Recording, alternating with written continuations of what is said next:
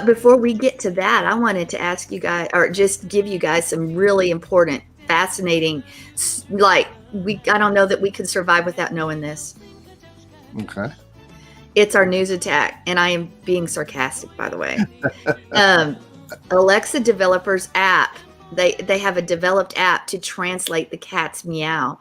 An app that aims to translate your cat's meow has been developed, or raccoon's meow, has been developed by a former Amazon Alexa engineer. Meow Talk. Okay. Records Are you telling me there is a meow language now? Okay. You did let me finish my little story. Finish it, but I'm going to trump you. Go ahead. Meow Talk records the sound and then attempts to identify the meaning. The cat's owner also helps to label the translation, creating a database for the AI software to learn. Currently, there are only 13 phrases in the app's vocabulary, including feed me, I'm angry, leave me alone. Research suggests, unlike their human servants, cats do not share a language. Each cat's meow is unique and tailored to its owner, with some more vocal than others. So instead of generic database for cat sounds, the app's translation differs with each individual profile, and you can get that app free on both Google Play and Apple's App Store. Yeah. Are you ready to be trumped?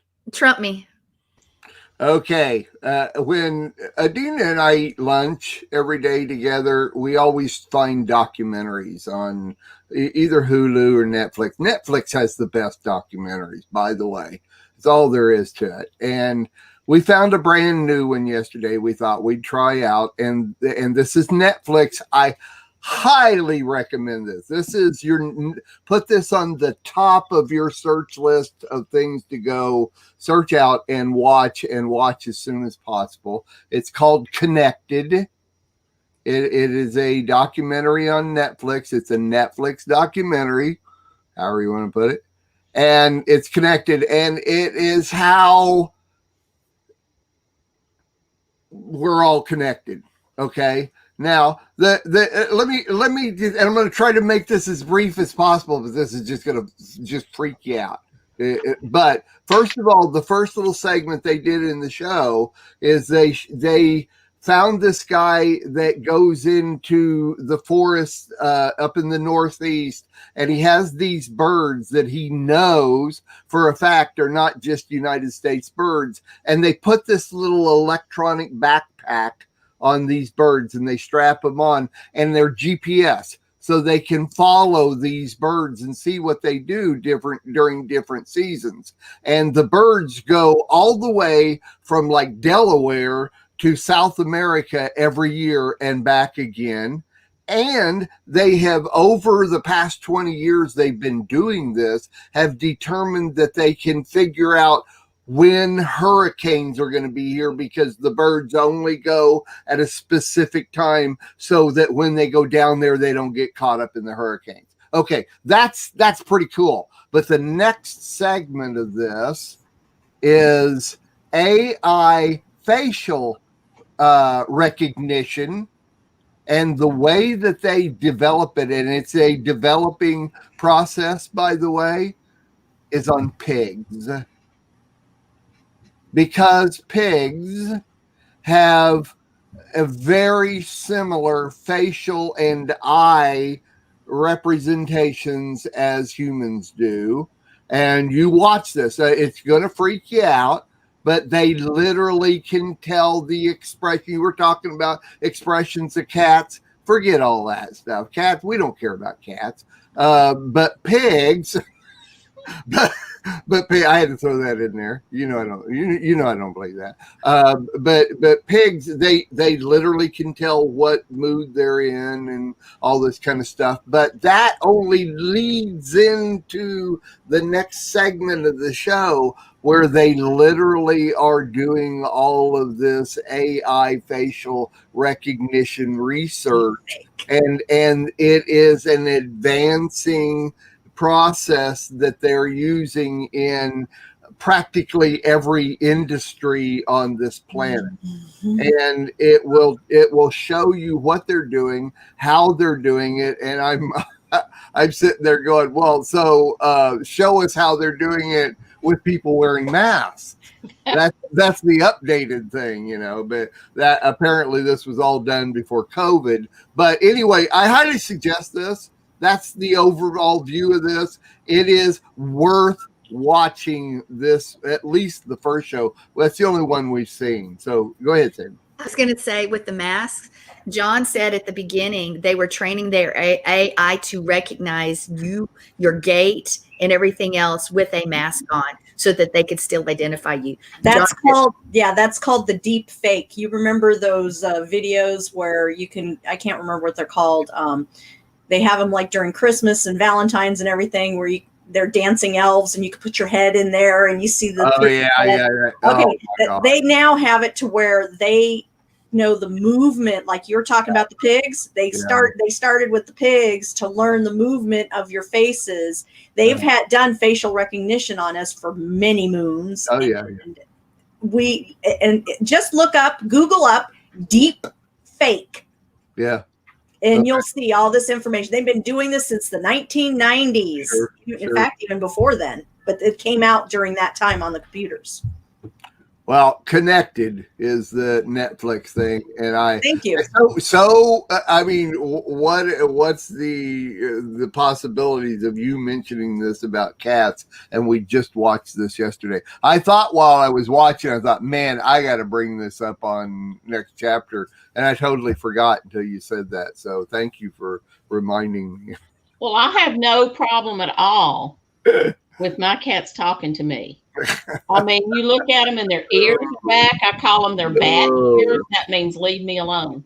Yeah. If their ears are back and their tail is switching, that's really leave me alone, because I'm going to claw your eyes out. If they're laying there like this asleep, like, oh, I'm really chilled out. I have no problem. They sit there and look at their bowl and look at you. And they come up in your table and knock something off. They're like, feed me, I'm hungry. I do have something on cats' language. I was told that that meows and things are for the owners, the different kinds, but growls and things are cat to cat. And they make a little chirping noise too to their owners. That's an affectionate. Yep. It's kind of a little chirping noise. They'll go like that. And we know cat language already. We should get paid millions. And they made all that other stuff up because they don't want us to be able to talk to our cats. And next week, our study will be on cat language. No, it won't. Sherry, I have one question for you. Uh-oh.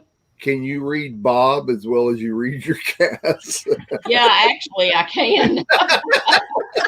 Actually, it's just like, he's so sweet. He walks out, he kisses me in the morning, he says good morning, and then he wants to be left alone for a little bit. He doesn't even want to eat breakfast for about an hour after he gets up. I'll trump that for you. Adina and I wave at each other when we get up. We do. We don't even want to say words. Neither one of us. When we get up, we're not ready to talk or nothing. So as we pass in the hall or something, well, y'all are the blessed couple. Let me tell you how this works out. You have two people in the morning. You have those that spring out of bed before the sun comes up, and they clean their whole house, and they have a 6-course meal for breakfast. Then you have those who get up about 10 or 11, feel their way down the hall and try to figure out how to make coffee. And they're so glad that somebody gave them during Hanukkah an automatic coffee thing so that it's already done when they get there. And they don't want to hear. Literally, my grandmother would get up, and because I lived with her for a while, and she said, "You do not speak to me before 10 o'clock," and she meant it. She was very serious. So there's something those two kind of people is one. A lot of times is married to the different, so they're opposites. So because God has a sense of humor and He wants to see how we work it out. Okay. I'm so blessed that Bob and I we used to be kind of the same, but now I've kind of gotten off. But he'll be up till 4 or 5 in the morning because that's his regular work schedule, and then he'll. Oh well, I just that's the only time I get to watch my shows. Y'all don't want to be at my house then. Well, marriage is fun. It really is. It's when you learn with those close relationships how to get along, then it helps you when you go out to get along with other people. Well, I can tell you this. John and I had this conversation yesterday because I get up and I'm ready. I got to go. I got to get things accomplished. I got to do it.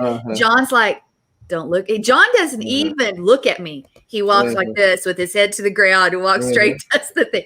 He doesn't want you to talk to him. Now, of course, it's not till 10. He gets up early. But yesterday, we got a call. It was like 6:25 a.m., something like that. And it was his work.